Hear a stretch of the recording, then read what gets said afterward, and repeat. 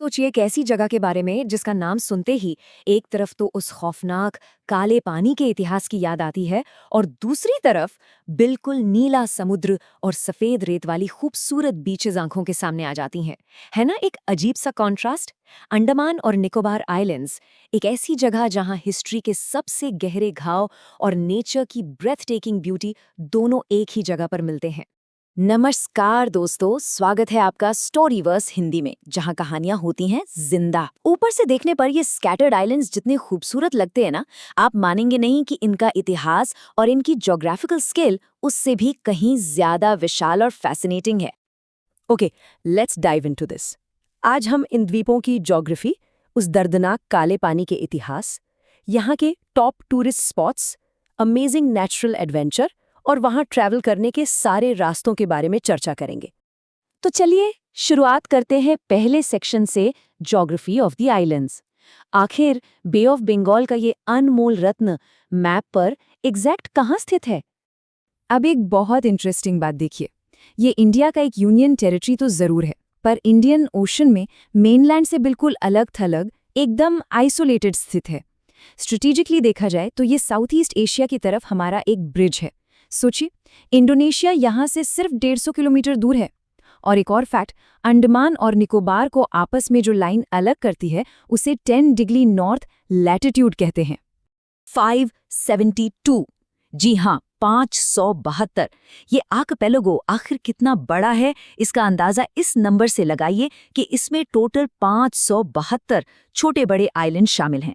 और सबसे हैरान करने वाली बात बताऊं, इनमें से सिर्फ गिनती के द्वीपों पर ही लोग रहते हैं। बाकी सारे आइलैंड्स आज भी बिल्कुल अनछुए, अनटच्ड नेचर का हिस्सा हैं।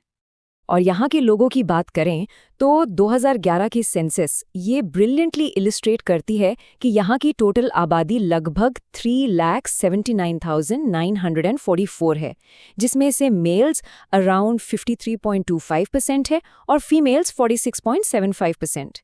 एक बड़ा ही दिलचस्प आंकड़ा ये भी है कि इस पूरी आबादी का सिर्फ 10% हिस्सा ही निकोबार वाले रीजन में रहता है। ज्योग्राफी से आगे बढ़कर अब वक्त है उस इतिहास की तरफ मुड़ने का जो काफी गंभीर और दर्दनाक रहा है। सेक्शन 2, हिस्ट्री एंड काला पानी, the shadows of the past. अगर हम क्रोनोलॉजिकली देखें तो 1947 से पहले ये ब्रिटिश गवर्नमेंट की एक बेहद क्रूर पीनल कॉलोनी हुआ करती थी। वर्ल्ड वॉर 2 के दौरान जापान ने इस पर कब्जा कर लिया था। पर दोस्तों, यहाँ का सबसे मॉन्यूमेंटल और गर्व वाला क्षण पता है कब आया? 30 दिसंबर 1943 को, जब नेताजी सुभाष चंद्र बोस ने मेनलैंड इंडिया की आज़ादी से सालों पहले ही यहाँ श्री विजयपुरम में यूनियन जैक उतारकर अपना तिरंगा फहराया था। काला पानी सुनने में ही कितना अजीब लगता है ना?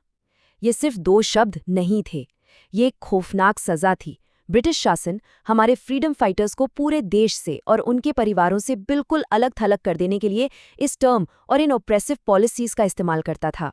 श्री विजयपुरम में बनी इस सेल्यूलर जेल की इस कोर्टयार्ड को देखिए। इसकी नींव 1897 में रखी गई थी। अंग्रेजों ने इसे ब्रिटिश इंडिया के साइबेरिया के रूप में बनाया था। इनका बस एक ही मकसद था, आज़ादी के उस आग और आंदोलन को बुरी तरह कुचल देना। और इन कोठरियों की आर्किटेक्चरल डिटेल्स तो और भी चिलिंग है। टोटल 694 सेल्स थी यहाँ, और इनका डिज़ाइन एकदम किसी ऑक्टोपस की तरह 7 शाखाओं में किया गया था। क्यों? ताकि कोई भी कैदी कभी किसी दूसरे कैदी से ना तो देख सके, ना ही कम्युनिकेट कर सके। उन्हें कंप्लीटली आइसोलेट कर दिया जाता था। इन सुनसान कोठरियों का इतिहास आज भी रोंगटे खड़े कर देता है। Let's move on and see how this builds up today.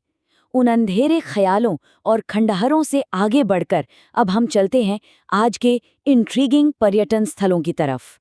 Section 3, की टूरिस्ट अट्रैक्शंस। आज के टाइम में यहाँ एक्सप्लोर करने के लिए क्या कुछ नहीं है, जैसे रॉस आइलैंड जो अपने पुराने ब्रिटिश खंडहरों के लिए फेमस है, वाइपर आइलैंड जो अब एक बिल्कुल शांत पिकनिक स्पॉट बन चुका है, या फिर नॉर्थ में स्थित दिगलीपुर, जहां आपको 732 मीटर्स ऊंची सैडल पीक और यहाँ की एकमात्र नदी कल्पोंग रिवर देखने को मिलती है। साथ ही कॉबिन्स कोव जैसी बीचेस तो नेचुरली टूरिस्ट की एब्सोल्यूट फेवरेट होती हैं। जैसे हम रॉस आइलैंड की ही बात करें, जिसे अब हम नेताजी सुभाष चंद्र बोस आइलैंड कहते हैं। यहाँ का नज़ारा बिल्कुल असाधारण है। 200 एकड़ में फैले इस आइलैंड पर एक तरफ तो आपको पुराने ब्रिटिश आर्किटेक्चर के खंडहर दिखेंगे और वहीं दूसरी तरफ सुबह के सनराइज के टाइम पक्षियों की आवाज़ों के बीच यहाँ की वाइब्रेंट सुंदरता सच में किसी स्वर्ग से कम नहीं लगती। पर रुकिए, एक सरप्राइजिंग ज्योग्राफिक फैक्ट जो शायद आपको हैरान कर दे, वो है बैरन आइलैंड। क्या आपको पता था कि ये इंडिया का इकलौता एक्टिव वोल्केनो है? जी हाँ, मई 2005 में इसमें इरप्शन हुआ था और तब से लेकर आज तक इसमें से लावा निकल रहा है। ये द्वीप सच में एक अद्भुत कौतूहल का विषय है। इतिहास और रूइंस के बाद अब थोड़ा सा टोन ब्राइटन करते हैं। हमारा अगला सेक्शन इन आइलैंड्स के उस रूप को दिखाता है जिसने इसे दुनिया भर में ट्रॉपिकल पैराडाइज बना दिया है। Section 4, natural beauty and adventure. अगर आप हैवेलॉक या रेड स्किन आइलैंड्स के आसपास अंडर वाटर डाइव करते हैं ना, तो वो दृश्य किसी जादू से कम नहीं है। शीशे की तरह बिल्कुल साफ क्रिस्टल क्लियर पानी, कलरफुल कोरल रीफ्स और आसपास तैरती हुई डॉल्फिन्स। सच्ची बताऊं तो यहाँ आकर लोग बाहरी दुनिया का शोर शराबा बिल्कुल भूल जाते हैं और इस अंडर वाटर शांति में खो जाते हैं। और इनकी स्टार्क विजुअल ब्यूटी देखिए, कैसी प्रिस्टीन सफ़ेद सैंड वाले बीचेस सीधे घने हरे जंगलों से आकर मिलते हैं। एक और माइंड ब्लोइंग स्टैट सुनिए, इस पूरे यूनियन टेरिटरी का लगभग 86%, जी हाँ 86%, सिर्फ और सिर्फ इन्हीं हरे भरे घने जंगलों से ढका हुआ है। अब इन सब बातों के बाद नेचुरली एक प्रैक्टिकल सवाल आता है दिमाग में। Section 5, travel information. आखिर एक ट्रैवलर इन रिमोट पैराडाइज आइलैंड्स तक पहुंच कैसे सकता है? तो आपके पास दो ऑप्शंस हैं।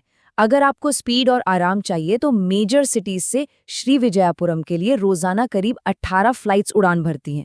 लेकिन अगर आपको थोड़ा रोमांटिक, लंबा और अलग तजुर्बा चाहिए तो कोलकाता या चेन्नई से पानी के जहाज यानी शिप के जरिए भी सफर किया जा सकता है। इसमें 2 से 3 दिन का टाइम जरूर लग जाता है, पर समुद्र के बीच से गुजरने का वो सफर अपने आप में एक अद्भुत अनुभव होता है। तो पूरे सफर के बाद एक प्रोवोकेटिव थॉट आप सबके लिए। अंडमान और निकोबार का कौन सा रूप आपको ज्यादा पुकारता है? क्या यहाँ का वो गहरा, प्रोफाउंड इतिहास या फिर इनका शांत, नीला और एडवेंचर से भरा ट्रॉपिकल रूप? अगर आपको ये कहानी पसंद आई हो तो लाइक, शेयर और सब्सक्राइब करना मत भूलना। मिलते हैं नेक्स्ट स्टोरी में।